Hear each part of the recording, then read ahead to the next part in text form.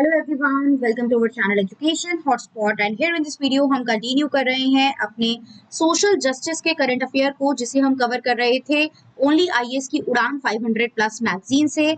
अभी तक हम लोग इसके 4 पार्ट कर चुके हैं, जिसमें हम लोगों ने आपका फर्स्ट हैड दैट इज इन्होंने एसडीजी के बेसिस पे यहाँ पे पूरे डिटेल चैप्टर बना रखे हैं और टॉपिक डिवाइड करा है। तो फर्स्ट नो पॉवर्टी के सारे करंट अफेयर के टॉपिक हम कर चुके थे। सेकंड जीरो हंगर के रिगार्डिंग भी हम लोगों ने काफी टॉपिक कर लिए हैं। यहाँ पे फर्दर टॉपिक है, जो नेक्स्ट टॉपिक सीधा टॉपिक पे आता है, उसकी बात करते हैं state of food security and nutrition in the world, यानी कि सोफी रिपोर्ट। अब इसमें आपको खुद भी पता है कि डेटा फैक्ट फिगर से सीधा प्रीलिम्स में क्वेश्चन नहीं देता है कि कितना डेटा था या क्या चीजें थी, लेकिन कुछ बेसिक क्वेश्चन आ जाते हैं कि रिपोर्ट क्या प्रिपेयर करते हैं, कौन प्रिपेयर करता है, क्या बात करती है। तो आपको ये पता है कि फूड सिक्योरिटी एंड न्यूट्रिशन के लेवल पे बात हो रही है। अब फूड सिक्योरिटी देने की बात हो रही है, तो सबसे पहले आपको पता होना चाहिए फूड इनसिक्योरिटी क्या होता है।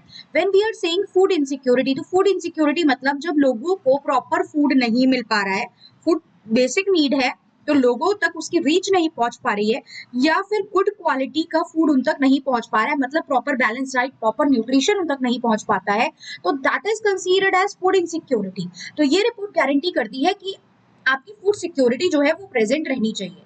ये रिपोर्ट जो स्टार्ट की गई थी, ये जो ब्राजील G20 की ग्लोबल अलायंस की G20 अलायंस की जो मीटिंग हुई थी against hunger and poverty task force, जो ब्राजील में हुई थी, उस कंटेक्स्ट में ये रिपोर्ट प्रिपेयर करनी स्टार्ट की, सो दैट हम आइडिया लगा सके कि कहाँ कहाँ पे फूड इनसिक्योरिटी का इशू है, बिकॉज ये एक ग्लोबल इशू है। इसमें हमें प्रॉपरली जो है वर्क करके हर कंट्री को, हर नेशन को अपने अपने लेवल पे इस पे वर्क करके चलना जरूरी है, and that work will be done by the nation government.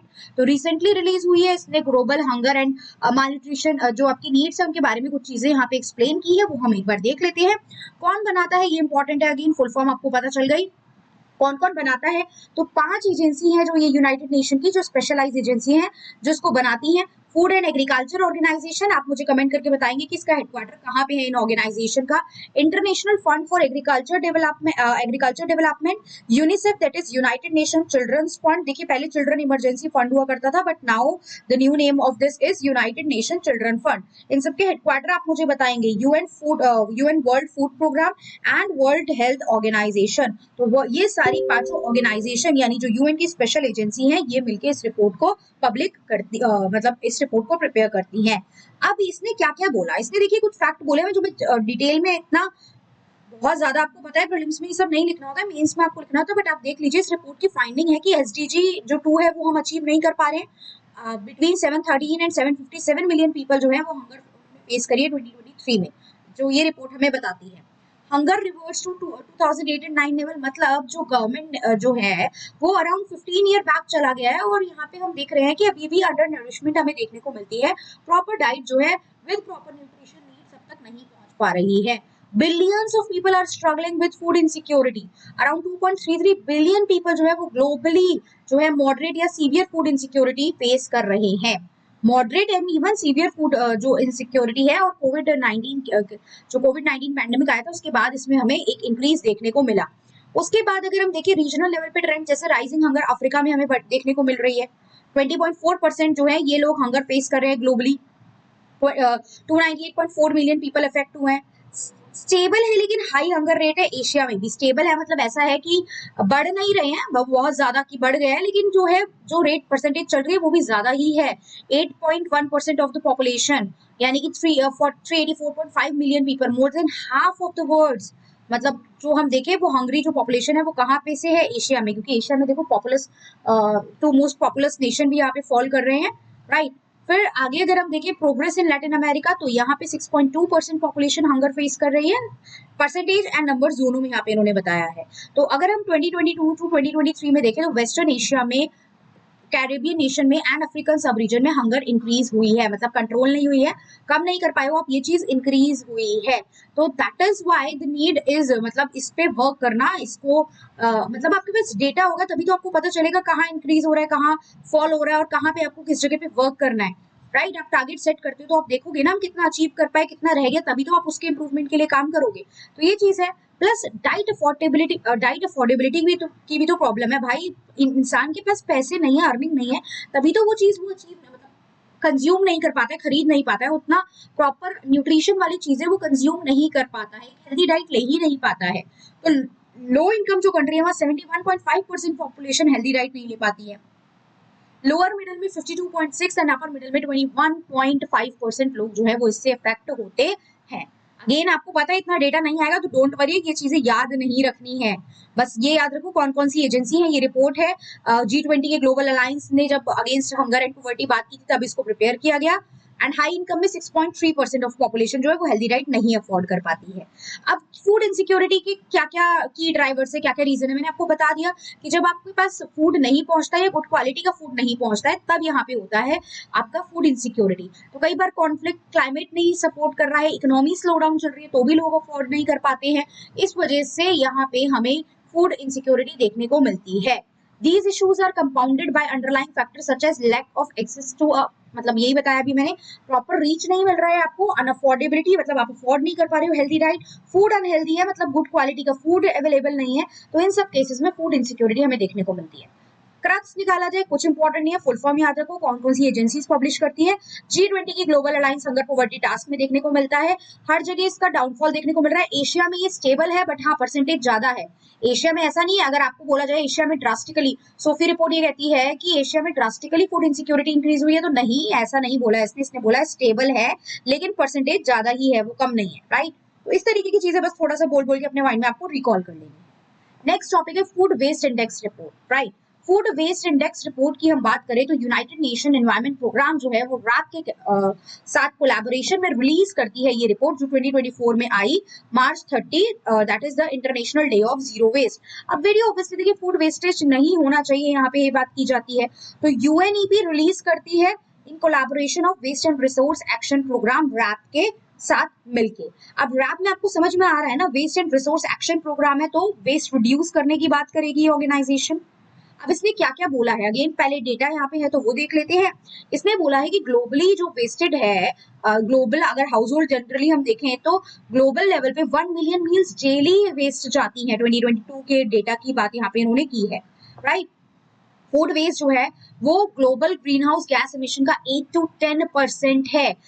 जो हॉटर कंट्रीज हैं जहाँ पे कोल्ड स्टोरेज सिस्टम उतना प्रॉपर नहीं है, ये जनरली यहाँ पे हमें ज्यादा फूड वेस्ट देखने को मिलता है।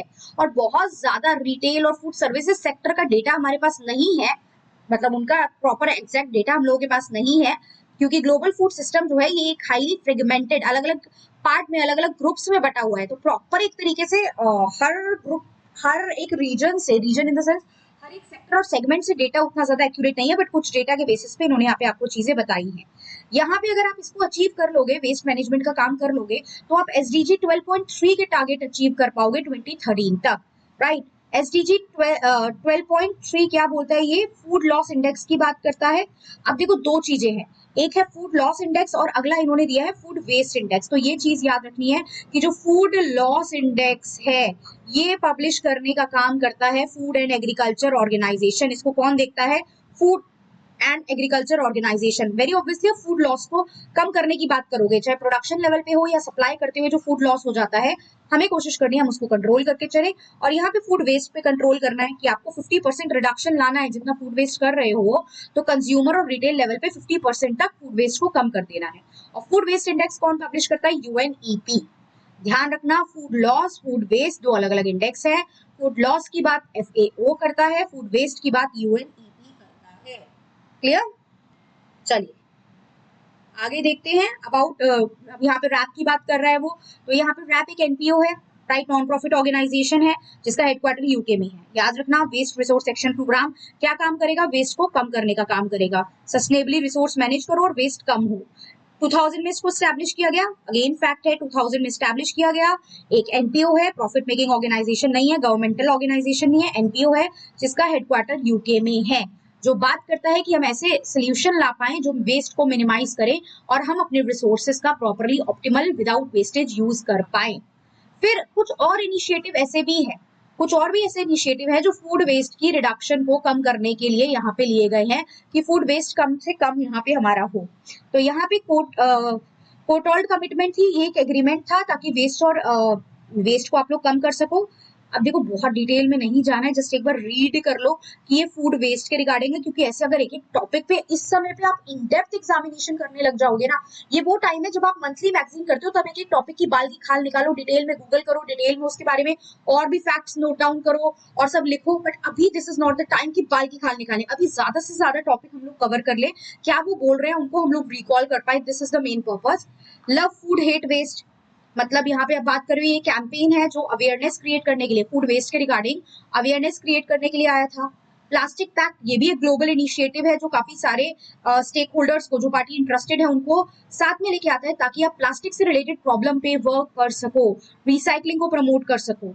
टेक्सटाइल 2030, ये भी एक एग्रीमेंट है जो क्या बात करता है, UK fashion and textile sector move towards circularity and climate action, means आप लोग क्लाइमेट एक्शन के रिगार्डिंग जो है यहाँ पे आप लोग काम करके चलो। देखो ये क्या बताए गए हैं, फूड वेस्ट की बात चल रही थी, लेकिन यहाँ पे इन्होंने कुछ और ऐसे आपके एक तरीके से इनिशिएटिव भी बता दिए हैं जो इस पर्टिकुलर सेक्टर में काम कर रहे हैं, राइट। बहुत डिटेल में इस पे फोकस नहीं कर रहा है, ये एक यूके का वॉलंटियरी इनिशिएटिव है जो बिजनेस टेक्सटाइल 2030 हमने देखा ना लास्ट में, यूके का वॉलंटियरी इनिशिएटिव है जो सपोर्ट कर रहा है बिजनेस और ऑर्गेनाइजेशन को, वेरी ऑब्वियसली जो किससे रिलेटेड है, फैशन और टेक्सटाइल से रिलेटेड है, ताकि वो ज्यादा सस्टेनेबल प्रैक्टिसेस फॉलो कर पाए by the end of 2030। Clear? So this is the topic, third तक हमने कंप्लीट कर लिया, नेक्स्ट क्लास में हम फोर्थ स्टार्ट करेंगे। The fourth one is with regard to good health and wellbeing, SDG 3 के रिगार्डिंग है, ये हम नेक्स्ट क्लास से करना स्टार्ट करेंगे। विद इन अ वीक हम ये मैगजीन और जो हमारी इकोनॉमी की मैगजीन चल रही है, इन दोनों को हम फटाफट से कंप्लीट करें, बिकॉज यू गाइज वांट की और भी मैगजीन यहाँ पे करवाई जाए। वाइल फोकस एनवायरमेंट पे काम करना, आर्ट एंड कल्चर पे काम करना, पॉलिटी पे काम करना, ये सब भी हम लोग कोशिश करेंगे हम लोग जल्द से जल्द करें एज अ मैगजीन। तो पहले इनको खत्म करते हैं, फिर बाकी मैगजीन पे आते हैं। So that's all, thank you everyone, see you in the next video. कोई भी डाउट, कोई भी कंफ्यूजन है तो कमेंट कर सकते हैं, वीडियो पसंद आ रही है तो लाइक कर दीजिए, शेयर कर दीजिए अपने रिस्पेक्टिव ग्रुप्स में, सो दैट ज्यादा से ज्यादा लोगों तक ये कंटेंट पहुंच पाए। Thank you everyone.